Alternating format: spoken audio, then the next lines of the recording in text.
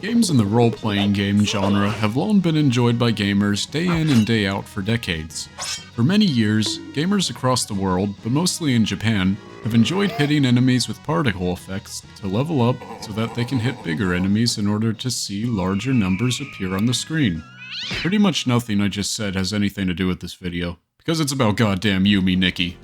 A somewhat legendary game which I've known about for many years, but only got around to playing pretty recently. Yume Nikki was created using RPG Maker 2003, but really doesn't contain any RPG features, such as turn-based combat or leveling up. Yume Nikki was developed from 2004 to 2007 by Japanese developer Kikiyama, who is quite the enigma. There is a lot of mystery surrounding Kikiyama since they are a very private developer, kinda like Toby Fox, and they pretty much just released and updated Yume Nikki a few times and did very little else, at least under that screen name. Only one video exists on the internet depicting a supposed sighting of Kikiyama in public. Fittingly, Kikiyama's creation is also pretty mysterious. Yume Nikki is considered to be one of the first games in the walking simulator genre, since there isn't much you do in the game except walk around and occasionally interact with things. While not a very complex game, Yume Nikki left a deep impression on the gaming world, and went on to inspire a plethora of future games. But what exactly made Yume Nikki such a cult classic? Let's find out. This game puts you in control of little Miss Yume Nikki herself, Madosuki. Madosuki is a young girl who lives in her scungy little apartment, containing nothing but a balcony and a single room. Since she can't leave her room, all that she can really do is go to sleep, write in her girly little pink diary for girls, or play on her Nintendo, which she only owns a single game for. Wait, is her console really supposed to be based on the Famicom? Because it only having one game makes me think it took more inspiration from the PlayStation 5. Am I right, gamers? Anywho, falling asleep is when things start to get weird for Madosuki, since as it turns out, she always takes way too much Ambien before bed, which causes her to hallucinate crazy stuff. Nah, I gotta come clean with that one. I was actually being facetious with that previous claim. There's nothing to indicate in the game that Madosuki is an abuser of sleep medications.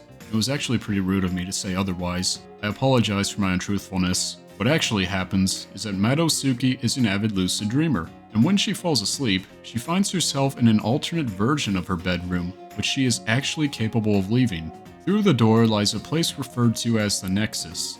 There's 12 more doors here which, like Monsters Incorporated, can lead Madosuki to different dreamscape locations. Each area typically contains ways to get to other areas, as well as special things called effects, the collection of which can be considered the main objective of Yume Nikki. I'll explain what exactly effects are later on, but I want to go over a few of the dream worlds in Yume Nikki first. Each area in Yume Nikki is drastically different in appearance and overall feel. By that I mean that most of them are pretty unnerving and disturbing in some way. Of the 12 worlds accessible through the Nexus doors, I'd say the Snow World is the only place which really feels at least slightly comforting to me. I think it's among the 3 worlds in this game that actually have a non-transparent background. Many of the worlds are pretty unwelcoming, being devoid of really anything besides a few objects, such as the Dark World, the Puddle World, and the Candle World. On the inverse, a few worlds are so overly colorful and busy that my head hurts looking at them, almost as much as when I played Danger Zone. These worlds include the Graffiti World, the Neon World, and the Number World. I really hate Number World. It's a place that spews all sorts of numbers at you. Am I meant to enjoy all these numbers or something? If I wanted to see this many numbers, I'd be playing Path of Exile.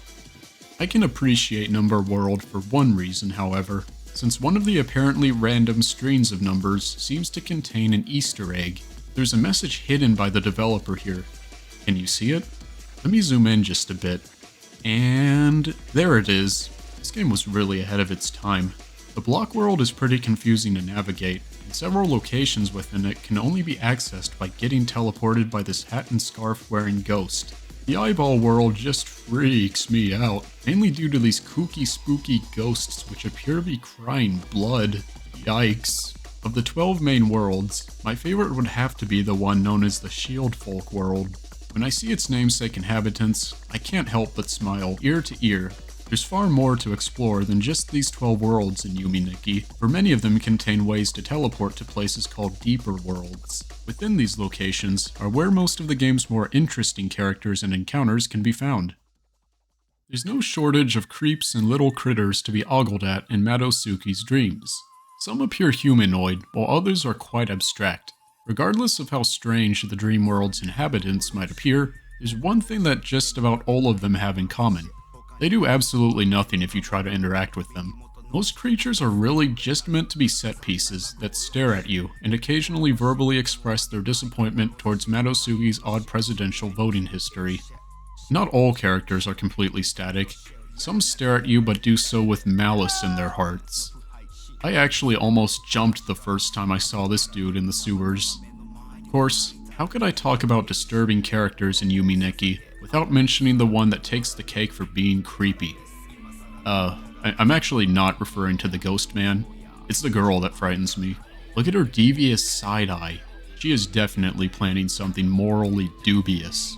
Some characters at least do something of minor interest when you try to interact with them.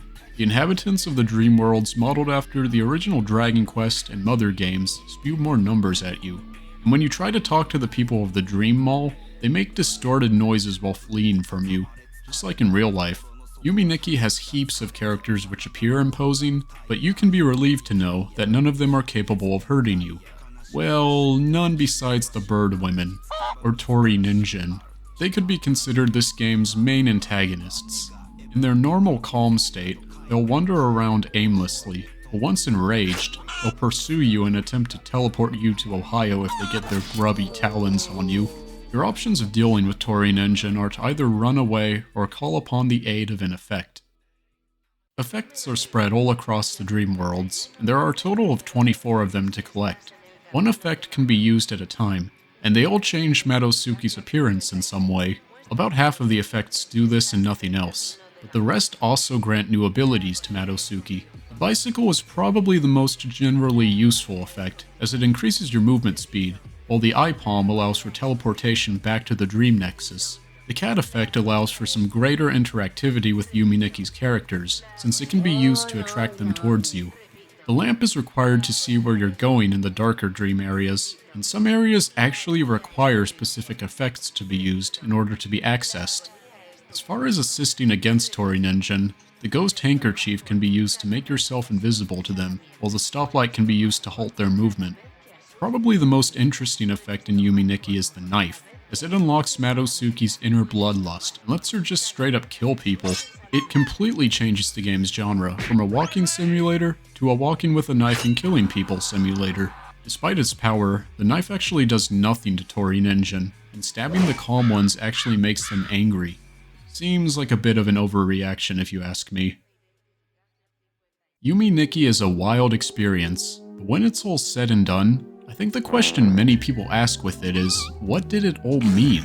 Though there is an ending to the game which I won't mention, Yume Nikki doesn't really have a story, nor does it have much dialogue whatsoever.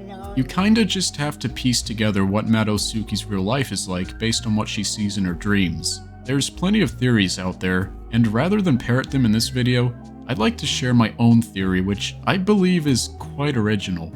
I'm gonna spend the rest of the video talking about this, and there are several parts to my theory, so please bear with me. First of all, let's think about Madosuki herself. Why does she do nothing but sleep and game? And why are her dreams so disturbing and often nightmarish?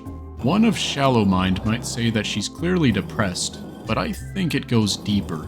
I think Madosuki is haunted by a traumatic event which has affected her for many years. What could this traumatic event be? Enter the monkey theory.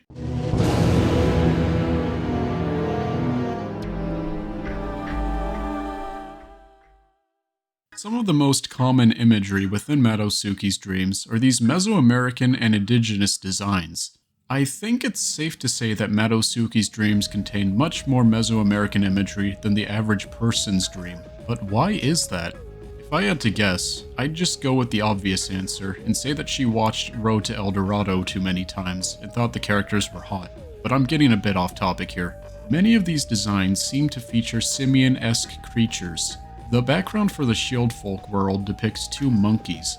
The character known to fans as the Aztec Rave Monkey can be spotted not just in the block world and the forest world, but also in his secret wilderness hovel, where he shows off his cool MS Paint image filters to you. There's also the strange thing which randomly and quite rarely happens in the Dark World. Apparently it's known as the Orangutan Harmonica event. No doubt about it, there are metric assloads of primates in Madosuki's dreams, but I don't think monkeys are such a common sight in them because she appreciates monkeys. I think what's more likely is that Madosuki fears the ape. What I believe happened is that as a child, perhaps during a visit to the zoo, Madosuki fell into a primate enclosure and was probably spun around by her pigtails like Bowser in Mario 64. This tragedy left Madosuki scarred for life, giving her a deep fear of simians. Rather than facing her fears by watching baby monkey abuse videos like the rest of us, Madosuki chose to internalize her trauma within her dreams. Basically what I'm trying to say with this theory is that the rave monkey is the key to understanding what Yume Nikki means. Now I'm sure some aspects of my theory might have set off some alarm bells within your mind, particularly the part about Madosuki falling into a primate's enclosure at the zoo. It sounds pretty familiar, right? A child falling into a primate enclosure? I think Yume Nikki's allusion to the real-life tragic killing of Harambe in 2016 was likely a very intentional addition to the game made by Kikiyama. The reason why I say this is that Japanese games frequently reference and parody American tragedies because the Japanese hate Americans. The reason for this hatred might be the whole nuke thing, but I don't really know. If you want an example of what I mean, just look at this dude's name in Killer 7. Actually, the target is the comic book writer Trevor Pearl Harbor. Yume Nikki referencing Harambe's killing through Madosuki's characterization is honestly one of the coolest things I've ever seen a game do. Though there's very little information available about Kikiyama, I think it's safe to say that whoever they are, they're a genius. I hope you enjoyed my review of Yume Nikki. It's a nice game to play if you just want to walk around and explore the game's crazy world. It's also great because in the age of woke, pandering games, Yume Nikki is staunchly anti-woke, because you're asleep for most of the game. As far as giving the game a score from 1 to 10, Yume Nikki impressed and captivated me so much that I think I'm gonna have to break some boundaries and give the game the breathtakingly massive score of 11 out of 10. Unfortunately, due to a developer oversight, this score causes an integer overflow error to occur, bringing the score down to a measly 1 out of 10. Oopsies.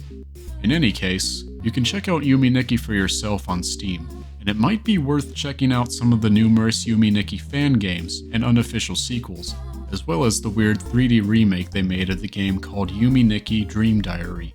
I don't really know much about this game, but it seems like it received some pretty solid reviews. Please stab that like button if you enjoyed this video. If you didn't enjoy it, then I'm afraid you're pretty much SOL as far as expressing your disdain towards this video goes, since the dislike button doesn't really do anything anymore.